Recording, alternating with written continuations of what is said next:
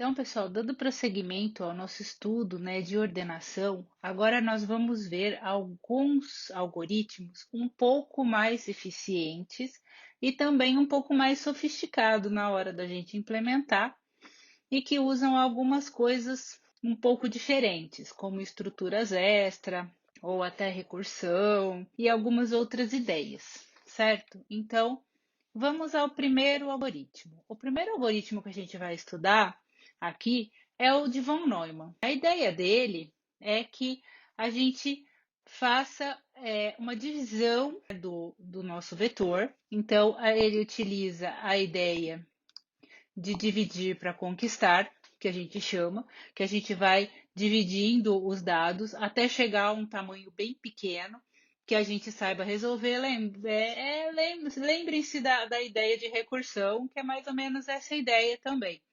Né? Por isso que ele até usa recursão, porque ele vai dividir o conjunto em partes menores, tentar lidar com essas partes menores para depois lidar com o conjunto maior. Então, a gente vai dividir o vetor em vetores menores e ordenar, né, esses pedaços, né, através de uma intercalação, certo? Essa intercalação a gente vai ver como é que funciona, né? E ele é um algoritmo recursivo, como eu falei, porque a ideia de dividir para conquistar, ela acaba casando bem, né, com a recursão. Ela tem um problema, ela usa pelo menos um vetor auxiliar. Então, apesar dela ser mais rápida, ser um algoritmo eficiente, ser um algoritmo muito melhor, ele é um algoritmo que gasta espaço. Então, ele é um algoritmo que a gente fala que ele tem aí um custo, certo? Então, a gente tem que estar preparado para esse custo. Então, ele pode usar tanto um vetor auxiliar ou dois. O algoritmo que eu vou dar aqui para vocês, né, ele vai usar dois vetorzinhos auxiliares. E ele é muito melhor do que os anteriores que a gente viu, porque ele é n log n. Gente, por que é sempre dois assim? Porque é um algoritmo de ordenação. Então, a gente sempre vai fazer duas tarefas: a tarefa de percorrer, ou de quebrar, ou de fazer alguma coisa, e uma outra tarefa que é a tarefa de organizar. Então, cada um dos algoritmos que a gente viu usou um critério diferente. Selecionou o menor, já selecionou, já comparou de dois em dois. A gente já fez várias coisas. Então, aqui também tem essa ideia. Então, todo algoritmo de ordenação, ele é uma multiplicação a complexidade. Mas aqui a gente tem uma complexidade muito menor, porque eu estou multiplicando n por uma função log e não n por n, certo? Então já melhorou muito, tá, joia?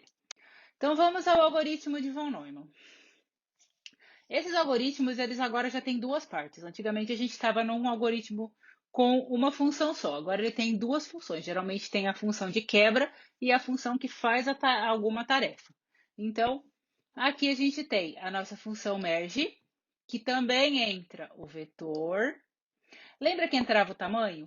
Agora a gente tem que entrar o início e o fim. Porque como a gente vai fazer quebras, cada hora ele vai estar numa posição diferente do vetor e considerando um pedaço diferente de vetor. Então não tem como eu colocar só o n que eu colocava antes, porque eu não vou saber em que lugar eu estou do vetor e a gente vai se perder tudo. Quando vocês estudaram recursão, vocês devem se lembrar o seguinte, que em recursão a gente precisa passar também tudo que é importante no parâmetro, porque coisas lá dentro podem se perder no meio do caminho. Então, isso é uma coisa importante de eu passar para a próxima chamada, né, onde ele está no vetor. Então, né, lembrando da nossa recursão, ele sempre tem uma parada e uma chamada, certo? Então, aqui, se eu chegar no vetor de tamanho 1, eu volto. Acabou. Eu quebrei o máximo que deu. Se não, eu vou achar o meio do vetor. Nossa, lembre desse negócio de meio. Lembra da busca binária? Lembra de outras situações? Eles adoram achar o meio. Aqui também. Achei o meio do vetor. Eu vou quebrar ele no meio. Então, aqui eu vou chamar para a parte esquerda, para a parte direita. Quando ele retornar de tudo isso, fez para a esquerda, fez para a direita, aí ele faz a intercalação. A intercalação ele pega o vetor de entrada e reorganiza. Então, aqui ele vai entrar o vetor, ele vai entrar o início, o fim do vetor considerado e o meio, certo? Porque ele foi para a esquerda, foi para a direita e tinha o meio lá, né? Então ele pega aquelas informações, aqui ele calcula o tamanho do vetor esquerda, o tamanho do vetor que pega os dados da direita. Direita de quem? Daquele meio, certo? Mas aqui ele tem que fazer um cálculo um pouco diferente, porque cada momento ele vai estar no posicionamento dentro do vetor. Então, não é simplesmente uma formulinha muito bonita, mas é isso que ele faz. Ele pega a metade esquerda e a metade direita. Então, aí aqui ele cria um vetor para guardar os dados da esquerda e os dados da direita. Aqui ele copia os dados da esquerda, os dados da direita, né, considerando lá que você tinha feito a quebra, e aqui ele faz a intercalação em si. Então, o que ele pensa? Ele verifica, ele percorre os dois vetorzinhos, então você tem o A e o B. Então, ele parte da posição zero dos dois vetores e vai comparando cada item. O item do vetor esquerda e do vetor direita, quem é o menor? O menor elemento eu copio para o vetor original, que é o V. Olha, até tem aqui, ó, essa cópia, certo? As cópias para o vetor V. Tá vendo aqui? Então, eu vejo entre o A e o B, quem é o menor? Copia. Aí, movimenta para a próxima posição do vetor que eu copiei. Então, se eu copiei de A, passo o índice 1 para frente. Se eu copiei de B, eu passo o índice de B 1 para frente. Então, aí faz a mesma coisa de novo. Testa onde eu estou em A com onde eu estou em B. Vê quem é o menor elemento e copia para cima. Por que a gente tem vários itens aqui? Em algum momento, um dos vetores pode terminar. Então, ou A ou B. A hora que um deles acabou, eu copio todo o resto do outro para cima, de maneira, né, organizada. Tudo organizado. Então, eu vou copiando de maneira organizada, certo? Então, o que a gente faz? A gente vai obtendo subvetores já ordenados. Então, como eu comecei de vetorzinhos de tamanho 1, né? Você copia um de cá, agora você tem um vetor de tamanho 2. Aí você junta com o do outro lado. E aí você vai grudando esses vetores, porque primeiro eu dividi, depois eu venho intercalando, certo? Então a intercalação ela faz isso aqui, nesse if todo aqui maluco, dentro desse for.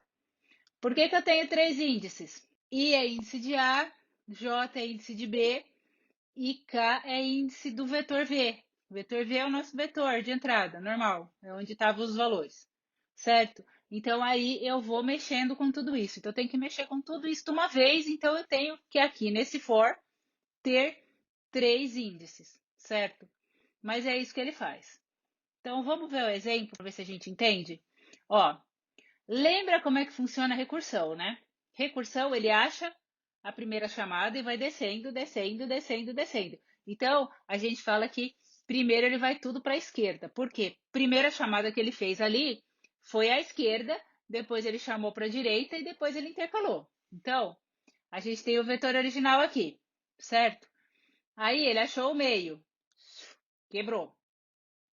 O meio é aqui.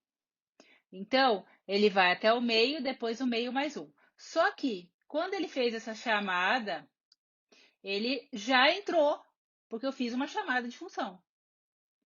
A outra parte ele faz na hora que ele voltar dali. Aí, ele achou o meio, certo? Puf, chamou para a esquerda. Então, ele já foi para cá, certo? Para baixo. Aí, a parte direita, quando ele voltar, ele faz. Aí, aqui ele achou o meio, puf, chamou. Aí ele conseguiu o 32. Lá no nosso algoritmo, a hora que a direita for igual à esquerda, ele volta, ele retorna. Ou seja, quando ele achar um carinha de tamanho 1, ele volta para quem chamou. Então aqui ele achou um início igual ao fim, porque eu tenho um elemento só. Aí ele volta para quem chamou. Aí que ele vai chamar para a parte direita. Chamou para o 5. Chamou esquerda igual à direita, voltou. Agora, o que ele faz com isso aqui? Intercala. Como que ele intercala? Copia o 32 para o vetor A, copia o 5 para o vetor B, e aí ele testa, certo? Quem que é o maior, e aí ele volta, certo? Vai ter no slide posterior aí a gente vendo a intercalação. Aqui só estou falando como é que ele vai fazer, ó. Quando ele voltou aqui, aí que ele vem fazer a parte direita aqui. Aí ele quebra, aí ele vem para cá, aí ele quebra, aí ele vem para cá, achou esquerda igual a direita, voltou, aí ele faz direita, achou esquerda igual a direita, retornou, voltou, aí ele intercala esse cara, daí ele volta, faz a parte direita, aí ele volta, aí ele tem a intercalação final. Então vamos ver aqui como é que ficaria a intercalação, certo? Então, ó, quando você chegou lá no finalzinho, você obteve o 32 e o 5. Aí você voltou para quem chamou. Aí você tinha isso aqui, certo? Aí ele copia 5 primeiro e depois o 32, que aqui seria o vetor B e o vetor A. Aí eu tenho um vetor de 2 elementos. Aí ele voltou para quem chamou. Aí ele chamou para a parte direita desse cara. Só tinha um vetor de um elemento, então ele retorna e intercala esses dois. Aí fica assim. Como que ele faz? Isso aqui é o vetor A, isso aqui é o meu vetor B, certo? Aí o que ele fez? Ele viu 5 é maior que 23? Não, 5 é menor, então copio 5.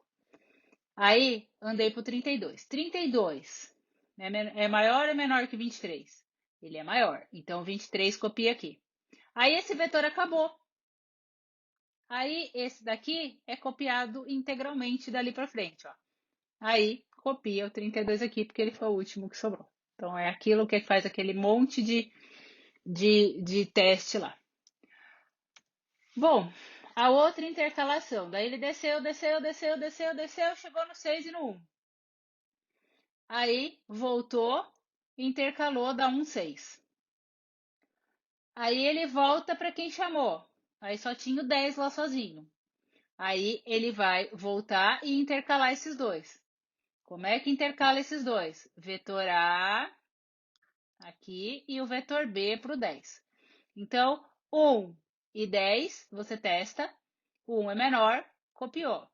Entre o 6 e o 10, quem é menor? O 6, copiou. Aí, como não tem mais ninguém nesse aqui, copia o outro, que é o 10. Aí a gente vai subir. A gente já tem dois vetorzões grandes aqui. Agora a gente intercala esses dois. Então, esse é o A e esse é o B, certo? Aí você testa.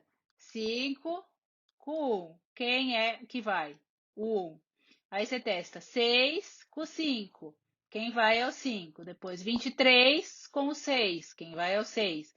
23 com o 10. Quem vai é o 10. Acabou esse. Quem que você faz? Copia o resto que sobrou. O 23 aqui e o 32 que estava faltando, certo? Copia aqui porque eles já estão organizados. E aí, acabou, está ordenado. Então, esse é o algoritmo de von Neumann para a ordenação. Ele é conhecido como merge sort, certo? E ele é muito interessante, né? Mesmo que ele gaste espaço, a ideia é muito legal, né? Então, agora a gente vai ver um algoritmo extremamente famoso, certo?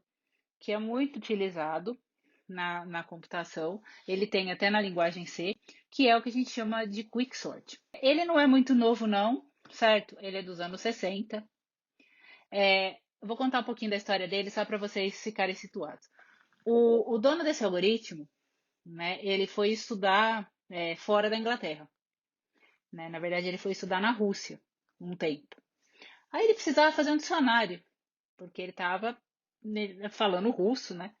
E aí ele precisava guardar as palavras que ele estava aprendendo.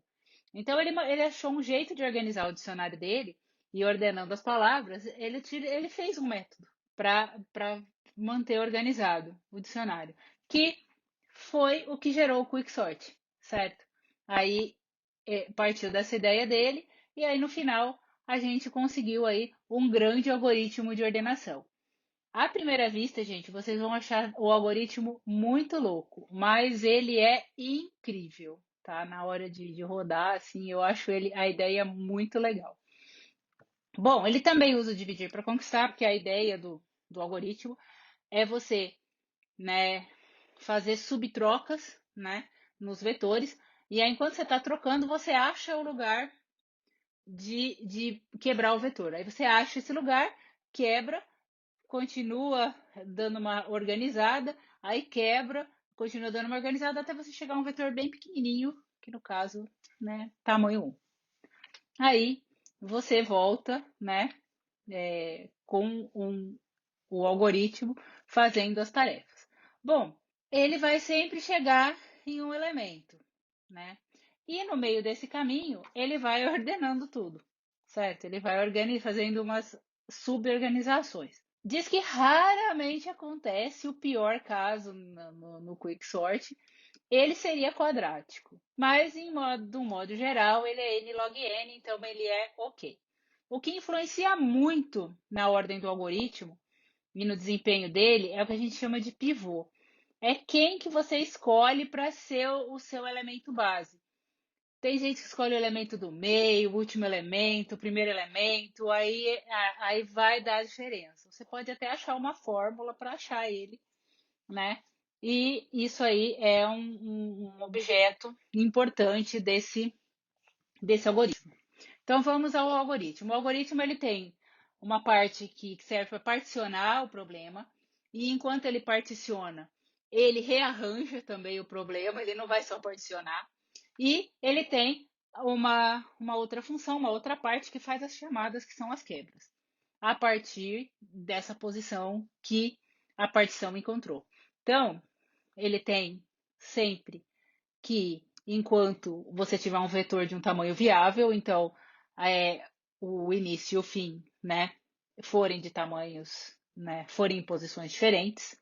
Quando eles chegarem à mesma posição, é porque eu não tenho mais nada para olhar, ou seja, cheguei ao menor tamanho possível de vetor, então eu paro.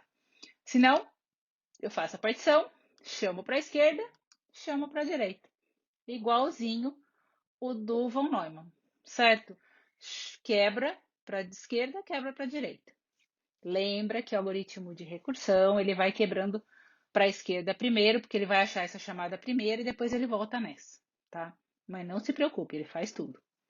Então, como que funciona essa partição maluquérrima? Eu entro o vetor, o início, o fim, como sempre, aqui também eu entro o vetor, início, fim. Por que entra início e fim? Porque eu tenho que mudar aí as posições do vetor, porque eu estou fazendo o particionamento, e essa é uma informação importante para ir nas chamadas. Então, ele tem que existir. Aqui, primeiro, ele escolhe um pivô, um cara importante para você escolher. Esse cara é crítico. Eu estou escolhendo o primeiro elemento. Você podia escolher o último, do meio, depende da sua implementação. Então, você tem que escolher um cara eleito. Esse primeiro loop é o loop do índice i. O índice i vai procurar alguém maior do que o pivô escolhido, que é o primeiro item do vetor considerado. O j, então o i vai subir, certo? Ele começa do início, né, logo depois do pivô, e vai subindo. E aí o j ele vem descendo lá do fim para o começo e vai para achar o quê? Alguém menor.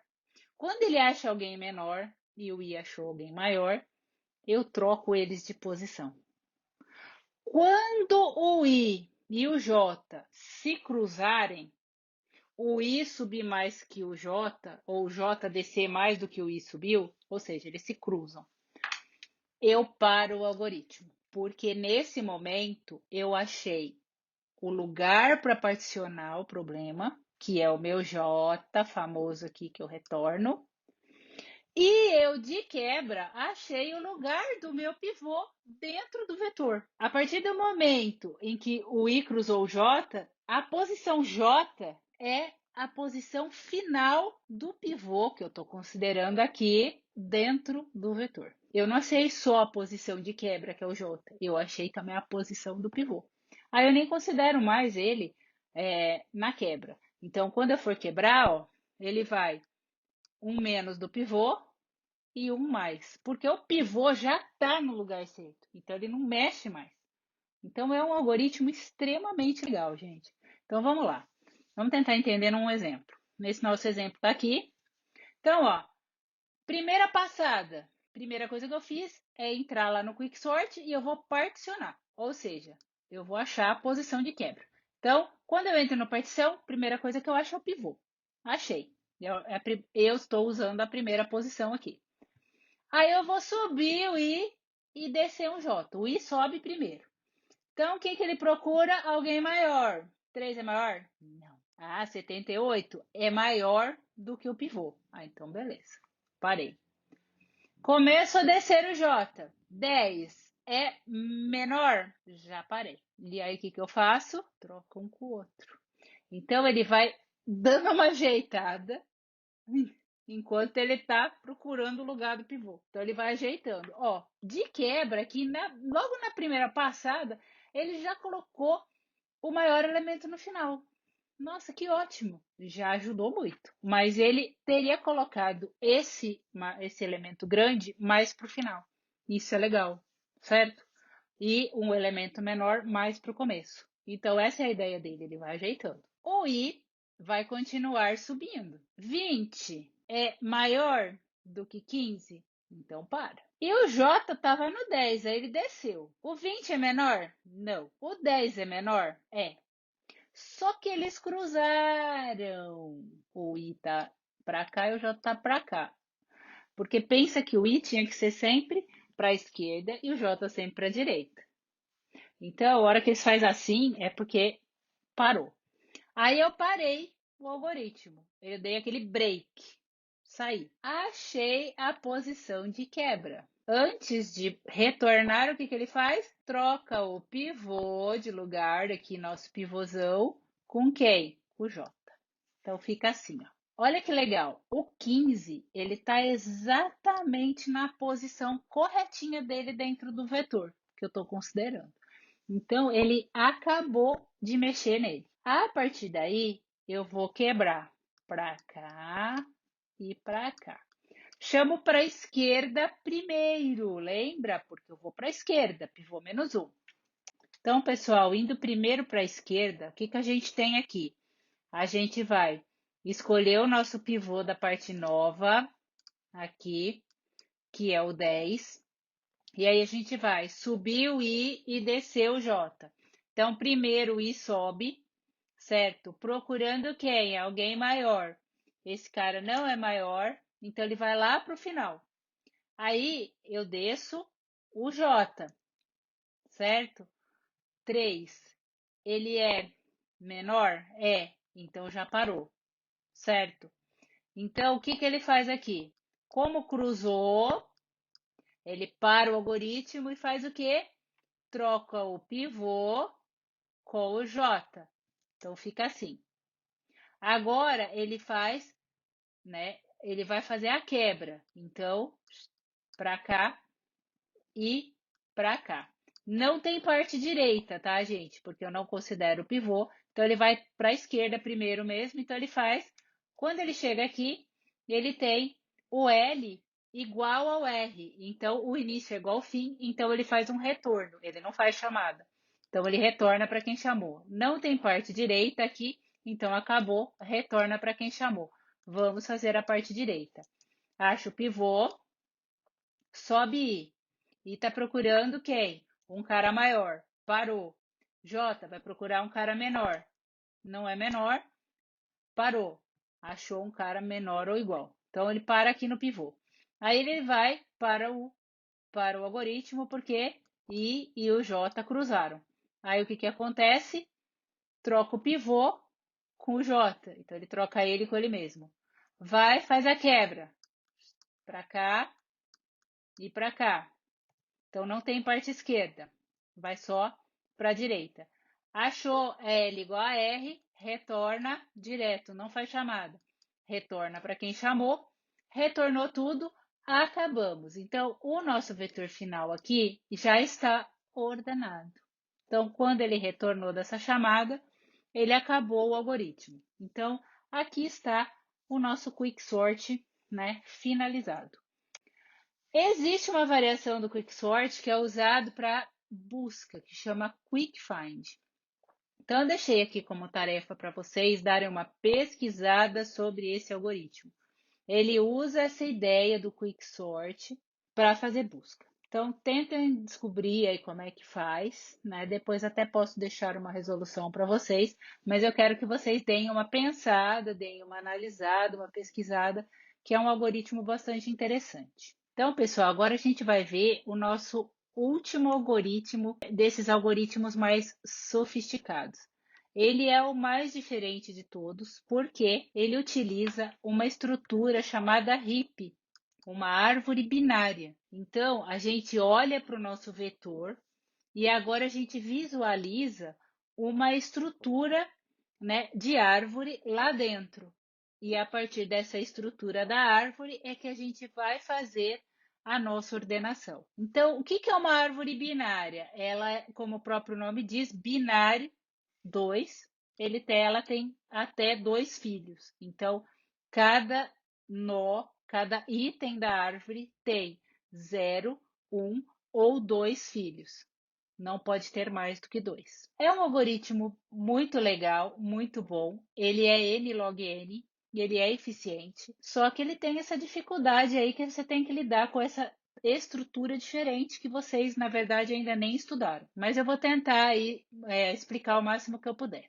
Então, como que a gente olha para um vetor e enxerga uma árvore? A gente vai ter que achar os filhos dos elementos. Então, vamos nomear algumas coisas para a gente entender. O primeiro nó da árvore, que seria o início, a gente chama de raiz. Todo nó que tem um nível para baixo dele, a gente chama de pai. E esses elementos que são grudados nele são os filhos. Para uma determinada posição i, que a gente considera pai, os filhos dele vão estar na posição 2i e 2i mais 1. Se for em C, tem que ser 2i mais 1 e 2i mais 2, porque o índice do vetor em C começa em 0 e não em 1. Então, a gente tem que tomar esse certo cuidado, tem que ficar atento com isso. Então, ó, essa é a nossa raiz, o elemento 0, né, o elemento que está na posição 0, e a partir daí eu vou encontrando pais e filhos. Então, os filhos de 15 são o 3 e o 78. Os filhos, né, de 3 vão ser o 20 e o 10. Sempre o filho esquerdo primeiro, o filho direito depois. 78, os filhos vão ser 5 e 1. 20, os filhos vão ser 2 e 6. E 10, o filho dele vai ser o 36. Então, a representação de uma árvore seria assim. Se você olhar para o vetor montado uma árvore, a gente teria isso. E como é que eu vou usar isso num algoritmo de ordenação? Existe uma regra dentro de árvores que a gente pode utilizar aqui. Então, ela pode ter um jeito de ser montada. Então, o jeito que eu vou montá-la vai me dizer, né, alguma coisa sobre o nosso algoritmo de ordenação lá na frente. Então, se eu montar maiores depois menores ou menores depois maiores, isso vai influenciar lá na hora de fazer a ordenação. Então, a gente chama de heap máximo e heap mínimo. O que significa isso? No heap máximo, o pai é sempre maior ou igual aos seus filhos. Então, a árvore está em ordem decrescente, sempre maiores, depois menores. E o heap mínimo, o pai é sempre menor ou igual aos seus filhos. Então, ela está crescente. O menor está em cima e os maiores vão ficando para baixo. Então, quando a gente monta esse tipo de estrutura, a gente consegue usar essa ideia para ordenar um vetor. Então, por quê? Isso sempre é satisfeito para todos os nós da árvore, certo? Então, todo mundo que é pai é maior que seus filhos, ou todo mundo que é pai é menor que seus filhos. Então, isso, como é para toda árvore, eu consigo utilizar para fazer um algoritmo de ordenação. Então, onde a gente usa isso? A gente vai construir um heap máximo, que é aquele que o pai é maior, o maior elemento está na raiz. Eu vou trocar a raiz, que é o maior elemento, com o último elemento da minha árvore, que seria o último elemento do vetor. Eu vou fazer essa troca e ignorar a partir daí aquele último elemento, porque ele já é o maior elemento possível do meu vetor. Aí eu diminuo o vetor de tamanho, né? Ou seja, ele vai ter n-1 agora elementos, e vou rearranjar de novo esses elementos formando um heap máximo. Vou repetindo essa operação até que eu consiga obter todos os itens ordenados, ou seja, todos os elementos estão ordenados porque eu vou diminuindo o vetor e a hora que eu chego no menor vetor possível, olha aí o dividir para conquistar, que é a heap com um único nó, eu acabei, certo? Então, é assim que a gente faz. O heap, ele é um pouco diferentão, gente. Ele tem 3 algoritmos aqui com a gente. Então, ó, a gente tem o algoritmo para montagem da heap, a gente tem o algoritmo para fazer o teste do pai lá e obter pai maior que seus filhos, e a gente tem o heap sort em si que chama essa construção, tá? Então, vamos ver aqui. Como é que a gente constrói a heap? A gente constrói a heap dos níveis inferiores para o nível superior. Então, vai dos elementos intermediários para a raiz principal, que é o que a gente faz aqui. E o que, que a gente faz para cada elemento que é pai? Porque aqui, ó, eu estou considerando metade do vetor só. Porque é aqui que você tem que pensar. Ó. Da metade para frente, geralmente são os nós folha. São os nós que não têm mais filhos. São os nós que estão lá no fim da árvore. Eles não têm filhos. E daqui para cá é todo mundo que possivelmente tem filhos. Um, dois, né? Filhos. Então aqui eu só vou olhar os pais, porque eu quero saber se o pai é maior que os filhos. Quem não tem filho não tem esse problema. Então, aqui, ó, para todo mundo que é pai, eu vou verificar se ele tem essa propriedade atendida. Então, eu entro aqui, certo? Vejo quem é o direita, quem é o esquerdo, certo? Aqui eu estou entrando um pai, certo? Esse é o pai. Aqui eu estou vendo quem são os filhos dele. E aí eu testo ele com o seu filho esquerdo para ver se ele é o maior. Se ele não é maior que o filho esquerdo é maior. Aí ele entra aqui depois e vai olhar o direito. Se ele é maior que o seu filho esquerdo, então ele prevalece. Aí ele olha quem é o maior no momento, porque eu já testei alguém aqui, ou é o filho esquerdo ou é o próprio pai. Então, quem é o maior no momento, eu testo se é maior do que a parte direita. Se for maior do que a parte direita, ele prevalece, certo? Se não, ele passa a ser o filho direito. Se eu achei um maior que não é o pai, ou seja, algum dos filhos é maior do que ele faz a troca. Esse filho passa a ser o pai. Quando você tem uma coisa hierárquica, você pode ter bichado para baixo. Por exemplo, eu troquei o pai com o filho esquerdo. Aquele filho esquerdo, agora ele não é mais aquele valor. Ele passou a ser o cara que estava no pai. E os filhos dele agora? Ainda são menores que ele? Isso que eu tenho que verificar.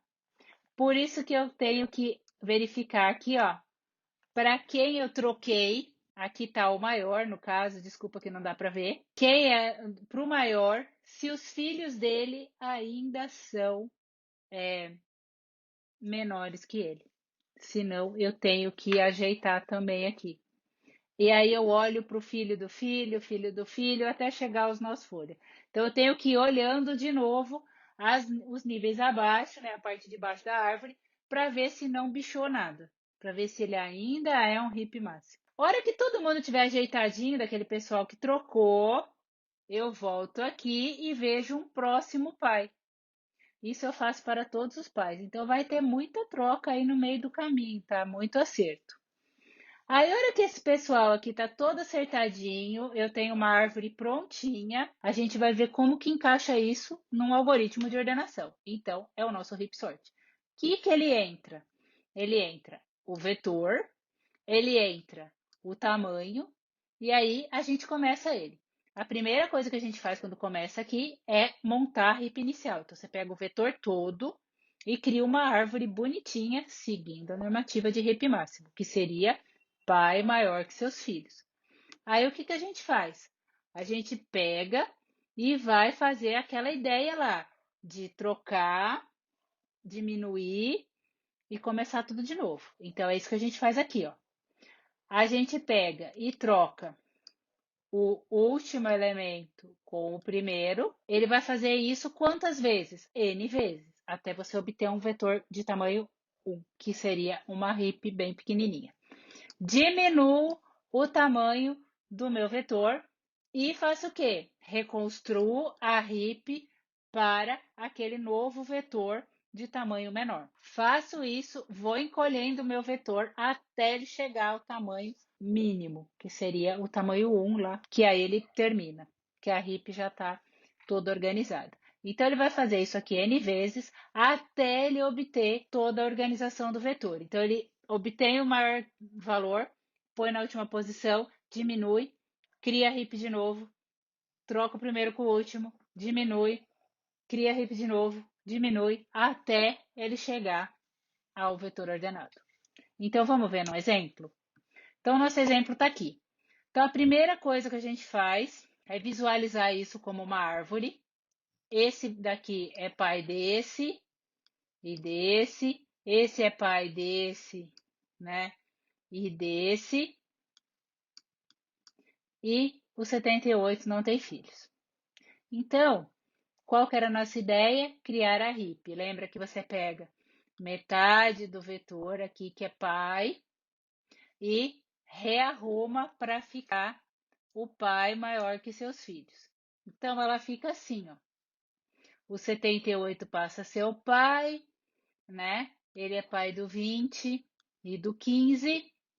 O 20 é pai do 3 e do 10 e o 15 não tem filhos. Então, ó, o 20 é maior que 3 e 10 e 78 é maior que 20 e 15. Montei uma heap inicial, certo? Então, é isso aqui.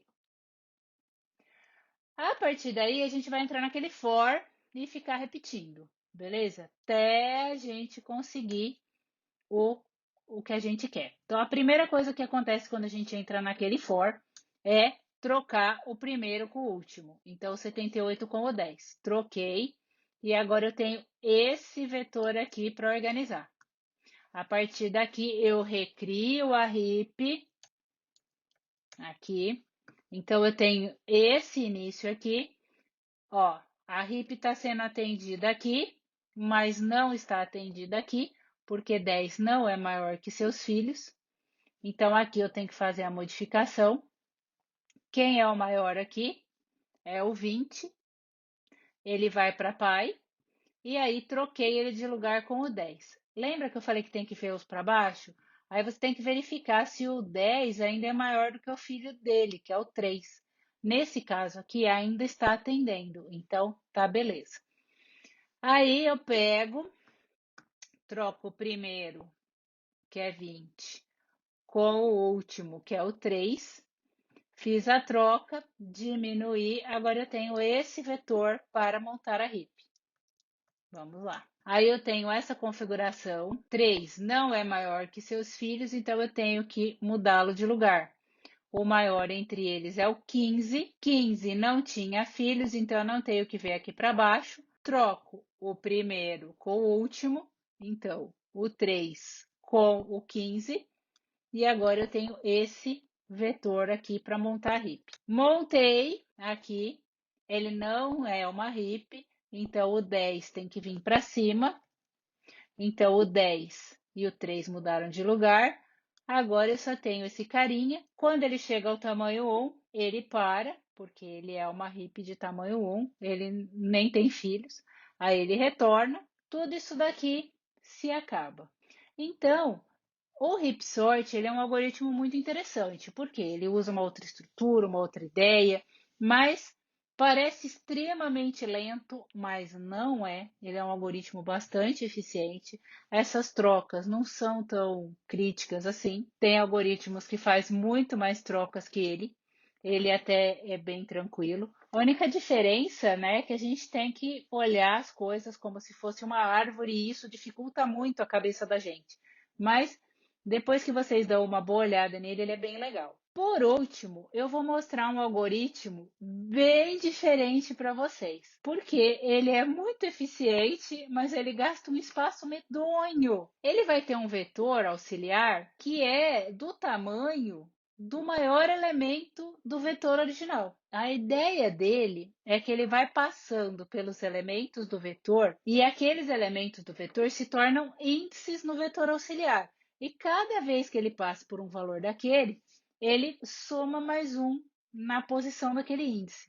Então, ele vai fazer uma contagem e cada elemento que eu vou achando, eu vou contando ali e depois ele recopia quantas vezes ele achou cada elemento daquele para o vetor de forma ordenada, porque ele vai percorrer do início ao fim do vetor auxiliar. É interessantíssimo, mas é muito esquisito também, porque é uma coisa que a gente não pensaria em fazer, porque parece extremamente ineficiente, porque imagina um vetor que o maior valor é 1 milhão.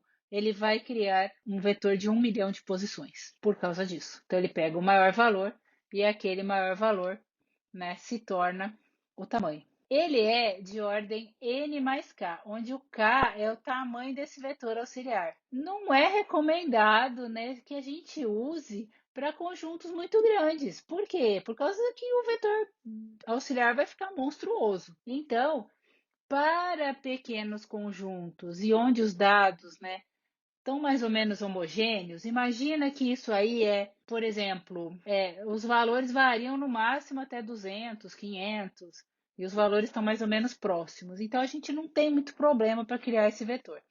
O processamento dele é extremamente simples, gente. É uns loopzinho lá e tranquilíssimo. Então, ele é um algoritmo muito fácil. Mas olha, sinceramente, quando eu olhei ele pela primeira vez, eu nunca teria imaginado o algoritmo dele, porque parece idiota demais. Ele entra o vetor, ele entra o tamanho, né, do vetor original. Aí ele cria um vetor auxiliar, que é do tamanho do quê? Do maior elemento. Então, eu tenho uma subfunção aqui maior, que acha o maior elemento do vetor V. Aí ele pega isso e cria um vetor dinamicamente aqui do tamanho do maior. Então, ele vai ter todas as posições possíveis até o tamanho. E a gente tem que supor também que esse vetor não tem números negativos, né, minha gente? Porque senão ele vai ficar loucão, porque índice de vetor não é negativo, tá? Então você tem que pensar que é uma situação bem especial. Então, a primeira coisa que ele faz aqui é inicializar as posições do vetor que ele criou, do auxiliar. Por quê? Como ele vai fazer uma soma, uma contagem, aquilo tem que estar inicializado. Senão, pode ter algum lixo lá, alguma coisa estranha, e aí ele não acerta a contagem. Então, inicializou. Aí ele vai passar pelo vetor V, vendo todos os valores que ele acha. Aí no índice, ó, aí aquele valor é o índice do auxiliar. Ele soma mais um. E aí, depois que ele acabar de ver todos, ele vai recopiar para ver, certo? Todos os elementos que ele achou lá na contagem no seu número específico. Então, vamos supor, eu estou percorrendo lá o vetor V, aí eu achei o 5. Aí eu continuo percorrendo, achei 5 de novo. Aí ele já tem duas, já aparece 2 vezes. Aí mais um 5, 3 vezes. Então, na hora dele recopiar para ver, ele vai copiar 5, depois 5, depois 5. Então, em 3 posições de V, vão ter 5, que é o que ele contou. Então, é um algoritmo muito simples. É o que eu falei, chega a ser idiota. Eu acho que eu nunca pensaria nisso. A gente sempre tenta pensar alguma coisinha mais elaborada, mas eu sempre deixo esse exemplo desse algoritmo, porque ele é bem simplinho. A pessoa que criou ele assim pensou o inexplicável. Mas é legal, funciona. Então, para pequenas quantidades de dados, gente, ó, vocês podem até criar um algoritmo, né, tranquilo aí de fazer, porque esse é bem tranquilo, gente. São loops tranquilo de fazer.